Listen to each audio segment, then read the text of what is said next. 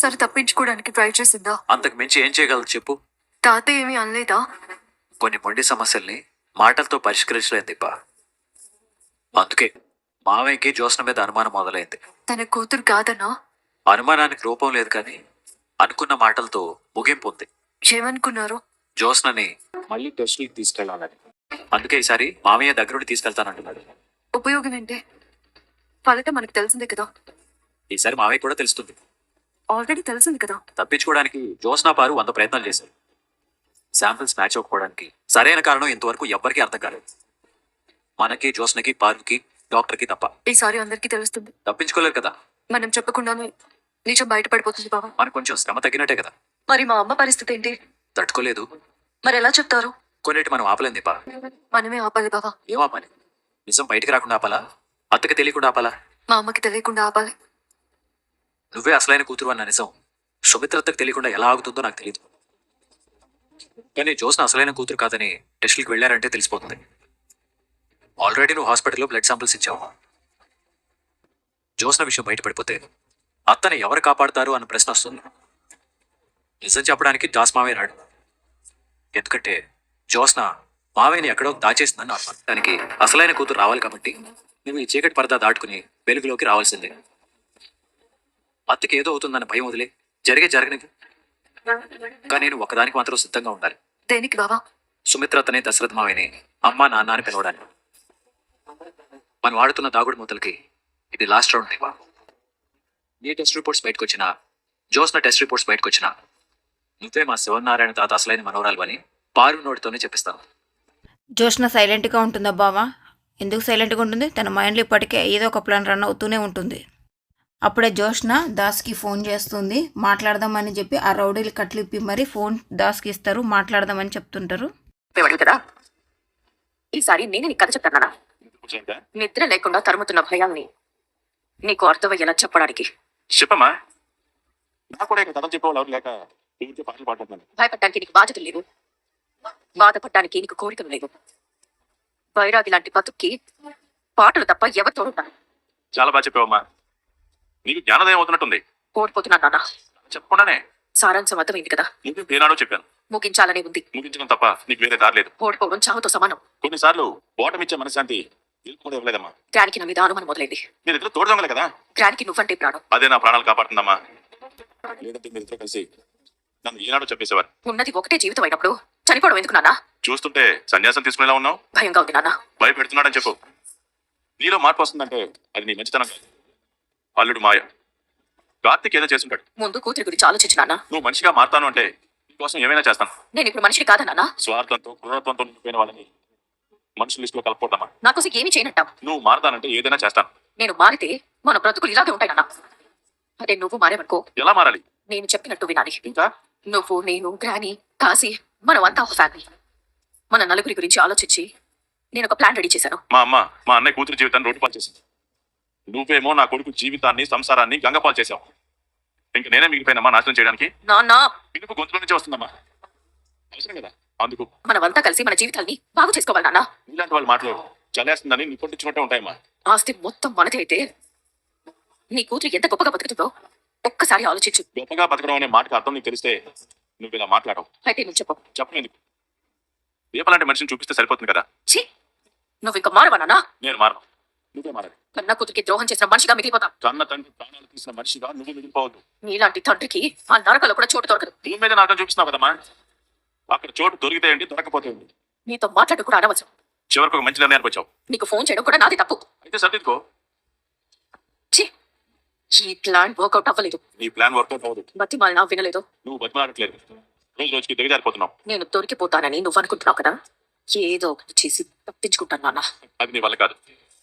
మరుసటి రోజు ఉదయమే దీప కార్తీక్ దేవుడి దగ్గరికి వెళ్ళి దండం పెట్టుకొని కార్తీక్ దీపకు బొట్టు పెట్టనీకపోతుంటే ఎందుకు కళ్ళు ఎంత ఎర్రగా ఉన్నాయంటే నువ్వు మోస్తున్న బరువును చూస్తే కళ్ళలో నీళ్ళు తిరుగుతున్నాయి బావ అంటే సరే అలా రా కూర్చుందాం అని చెప్పి అక్కడ కూర్చొని మాట్లాడుతుంటారు. నేను అలా సరదాగా ఎక్కడికైనా తీసుకెళ్ళగలుగుతున్నాను. ఇలా నీతో కూర్చొని దేవుడి సన్నిధిలో నా దేవుడితో కలిసి ప్రసాదం తినడంలో ఆనందం లేదంటావా బావా? నా ఆనందం నువ్వు సర్దుకునే దాన్ని ఉండదు. నేను ఇవ్వాలనుకునే దాన్ని ఉంటుంది. ఇంకా కదా నీకు ఇవ్వాలనుకున్నాను. నా కోసం, నా బిడ్డ కోసం పెద్ద కోట కట్టి అంతస్తుల మధ్య యువరాణిలో చూసుకోవాలనుకుంటున్నావా? రోడ్ పక్కన కూర్చోబెట్టి కొబ్బరి చెప్పు తినిపిస్తున్నాను, నువ్వేమో కోట అంతస్తు అంటున్నావు. కానీ అవి కూడా వస్తాయిలే. రావడం ఏంటి బావా? ఇప్పుడు లేవా? ఓ లీటర్ పెట్రోల్ ఉన్న స్కూటీ తప్ప మన దగ్గర ఏమీ లేవు. నాకున్నవి నాకు చాలు బావా. ఏమున్నాయండి నీకు? నువ్వు ఉంటేనే రాణిని అవుతానా? నీ పక్కనుంటే ఎక్కడున్నా నేను రాణినే బావా. ఇది మామూలు కథ కాదు. తన వాళ్ళ కోసం తనే సేవకుడిగా మారిన రాజు కథ. ఈ రాజుకి సింహాసనం అవసరం లేదు, కిరీటాలు అవసరం లేదు, భుజకీర్తులు అవసరం లేదు, వందల మంది అవసరం లేదు, చిరునవ్వే ఆభరణం. తన వాళ్లే సర్వస్వం. ఒక పక్క చెల్లెలి కాపురం సరిచేయాలన్న తాపత్రయం, మరొక వైపు తల్లిదండ్రిని కలపాలన్న ఆశయం, ఇంకొక వైపు కట్టుతో ఉన్న భార్యని బాగా చూసుకోవాలన్న ఆరాటం. వీటిని దాటి అతన్ని కాపాడుకోవడానికి చేస్తున్న పోరాటం. ఎన్ని మోయాలంటే నీ ఆలోచనలకి ఎంత బలం ఉండాలి బాబా? నా బలవంతం నువ్వే మరదలు. నా ప్రేమకు మించిన ఐశ్వర్యం లేదన్నావు చూడు. అర్థం చేసుకునే భార్య దొరకడానికి మించిన అదృష్టం లేదు. నిన్ను నీ కుటుంబంతో కలపాలి.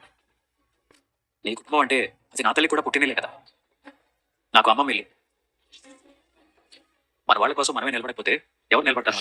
ఎప్పటికైనా నీ స్థానం నీకు దక్కాలి, అందుకోసం నేను చేస్తున్న పోరాటం ఆరాటం అని చెప్పి అంటుంటేనే డాక్టర్ నుంచి ఫోన్ రాగానే హలో డాక్టర్ అంటే రిపోర్ట్స్ వచ్చినా మీరు వెంటనే హాస్పిటల్కి రావాలని అంటే ఏమైంది బాబు అంటే రిపోర్ట్స్ వచ్చినా అంటే మాట్లాడదాం పదా అని చెప్పి వీళ్ళిద్దరు హాస్పిటల్కి బయలుదేరుతుంటారు.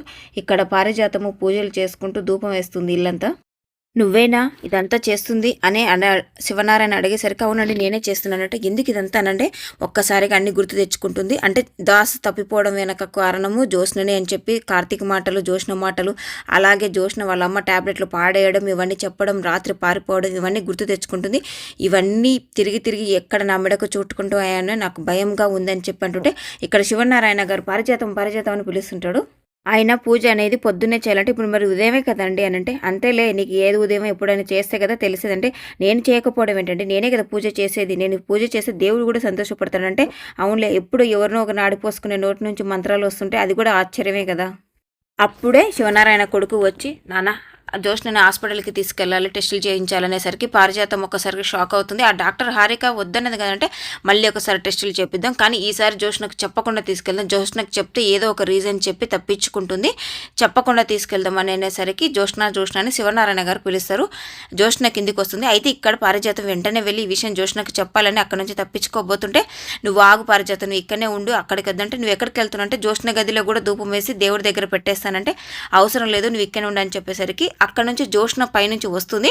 మనం వెంటనే బయటికి వెళ్ళాలంటే ఎందుకు అనంటే ఎందుకు చెప్తే కానీ రావా అనంటే అది కాదు తాత అంటే వెళ్ళాలి అనంటే నాన్న కూడా వస్తున్నట్టే అవునంటే మనం ముగ్గురం కలిసి వెళ్తున్నామంటే ఏం జరిగింది అని చెప్పి ఇక్కడ జ్యోత్స్న పారిజాతానికి సైగ చేస్తుంటే పారిజాతం ఎంత చెప్పాలని ట్రై చేసినా శివనారాయణ చెప్పనీయకుండా చేస్తాడు. అక్కడికి పారిజాతం ఇంజెక్షన్ హాస్పిటల్ అన్నట్టుగా సైగ చేస్తుంది, కానీ జ్యోత్స్నకు అర్థమయ్యి కానట్టుగా ఉంటుంది. వీళ్ళు ముగ్గురు కలిసి హాస్పిటల్కి వెళ్ళి టెస్టులు చేయించాలని చెప్పి బయలుదేరదామని చెప్పి ముగ్గురు బయలుదేరుతారు. ముగ్గురు బయలుదేరి బయటికి వెళ్ళాక అయ్యో దీన్ని ఈ గండ నుంచి ఎలా బయటపడాలని అర్థం కావట్లేదు, ఓం నమ శివాయ అని చెప్పి పారిజాతం అనుకుంటుంది. వీళ్ళు ముగ్గురు కలిసి బయటికి వెళ్ళిపోతారు. ఆ తర్వాత హాస్పిటల్లో డాక్టర్ దగ్గరికి దీప అండ్ కార్తీక్ వెళ్తారు. అక్కడ మాట్లాడదామని మాట్లాడుకుంటున్నారు. మాట్లాడాలంటే సుమిత్ర గారికి అన్న కూతురు దీపే. మీరు ఇంత కాన్ఫిడెంట్ గా శాంపిల్స్ ఇచ్చారంటే మీకు నిజం ముందే తెలుసుండాలి.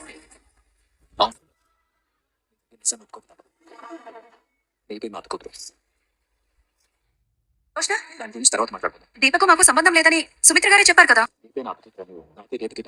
మా ఇంట్లో ఎవరికి తెలియదు తప్ప. తెలియకుండా ఇదంతా ఎలా జరుగుతుంది? నేను వెంటనే దశరథ్ గారికి ఫోన్ చేసి అర్జెంట్ గా రమ్మంటాను నిజం చెప్పడానికి. ఇక్కడ వీళ్ళతో మాట్లాడుతుంటే అక్కడ జ్యోత్స్న వాళ్ళు బయలుదేరి కారులో వస్తూ ఉంటారు, వాళ్ళను కూడా చూపిస్తూ ఉంటారు. వెంటనే నిజం అందరికీ తెలియాలి. డాక్టర్ ప్లీజ్, ఇప్పుడు జరగాల్సింది నిజం తెలియడం కాదు, మా అంతా బతకడం. ఎవరికి తెలియకుండా ఆపరేషన్ జరగాలి.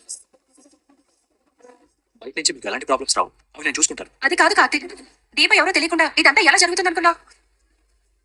బోన్ యారో ట్రాన్స్ప్లాంటేషన్ చేయాలంటే బ్లడ్ శాంపిల్ తీసుకున్నంత ఈజీ కాదు కదా. మీరు అనుకున్న అన్ని ప్రాబ్లమ్స్ ని నేను ఫేస్ చేస్తాను డాక్టర్. మీకు మాత్రం బతికించండి. సారీ కార్తీక్, నేను మీ అతన్ని బ్రతికించలేను. ఇంతకు ముందు అంటే బ్లడ్ శాంపిల్స్ మ్యాచ్ అయ్యాయి కదా, అయినా సరే నేను మీ అమ్మని బ్రతికించలేను. అదే డాక్టర్ ఎందుకు అడుగుతున్నాను, ఎందుకంటే నువ్వు మీ అమ్మని కాపాడుకోలేదు దీపా, నీ వల్ల సాధ్యం కాదు. చెప్పండి డాక్టర్, మా అత్తని కాపాడటం దేవికి ఎందుకు సాధ్యం కాదు? మీరు మీ అత్త గురించి ఇంత బాధపడుతున్నారు, నేను చెప్పబోయేది వింటే మీరు తట్టుకోలేరు కార్తీక్. అదేదైనా సరే చెప్పండి డాక్టర్, నాకు నా తల్లి ప్రాణాలు కాపాడటం ముఖ్యం. అది నీ వల్ల సాధ్యం కాదని చెప్తున్నాను కదా. ఎందుకు సాధ్యం కాదు? ఎందుకంటే నువ్వు ప్రెగ్నెన్సీ. నాకేం పర్లేదు, నేను ఆరోగ్యంగానే ఉన్నాను. కన్న తల్లిని కాపాడుకోవాలంటే నువ్వు ఆరోగ్యంగా ఉంటే సరిపోదు. మరేం చేయాలి? నీకెలా చెప్పాలో అర్థం కావట్లేదు. అది ఏదైనా సరే నా తల్లి ప్రాణం కంటే ఎక్కువ కాదు. చెప్పండి డాక్టర్. అయితే నీ కడుపులో ఉన్న ప్రాణాన్ని నువ్వు వదులుకుంటావా? కన్న తల్లికి నా కడుపులో ఉన్న బిడ్డకి ఏంటి సంబంధం? నీ బాడీ కండిషన్ బాలేనప్పుడు నువ్వు బోన్ మ్యారో డొనేట్ చేయకూడదు. ఒకవేళ చేసినా కడుపులోని బిడ్డ బ్రతకదు. నీకు అన్ని రకాల టెస్టులు చేయించాను. నీ హెల్త్ కండిషన్ బాలేదమ్మా. నువ్వు ఈ ట్రాన్స్ప్లాంటేషన్ కి పనికిరావు. అయినా సరే నేను రిస్క్ చేస్తాను అంటే కన్న తల్లి ప్రాణం కోసం కడుపులోని ప్రాణాన్ని వదులుకోవాలి. ఏ ప్రాణం వదులుకుంటావు? ఏ ప్రాణాన్ని కాపాడుకుంటావు? ఇప్పుడు చెప్పు, ఇది నీ వల్ల సాధ్యమవుతుందా? బతికుండగా నీకేం కాదమ్మా. నీ ప్రాణాలు అడ్డు పెట్టైనా నీ ప్రాణాన్ని కాపాడుతుంది. అవును అత్త, నేను కాపాడుతుంది. నేను ఇది నా వైపు నుంచి ఆలోచిస్తే నేనే ఒప్పుకోను. ఒక ప్రాణాన్ని పోయడానికి మరో ప్రాణాన్ని ఎలా తీస్తాను? అసలు ఇవన్నీ మీరు ఊహించగలరా? ఏం కార్తిక్, మీరు మీ బిడ్డ ప్రాణాన్ని వదిలేసుకోగలరా? డాక్టర్ మాట వినగానే ఒక్కసారిగా కుప్పకూలిపోయిన కార్తీక్, మరి కార్తీక్ దీప బిడ్డను వదులుకుంటారా లేదా అనేది రేపటి ఎపిసోడ్లో చూద్దామండి. అసలు ఏం జరగబోతుంది అనేది. ఇప్పటికైనా ఎవరైనా లైక్ చెప్తే లైక్ చేయండి, నచ్చితే ఛానల్ని సబ్స్క్రైబ్ చేయండి. ప్లీజ్ లైక్ చేసి చూడండి ఫ్రెండ్స్. Thank you.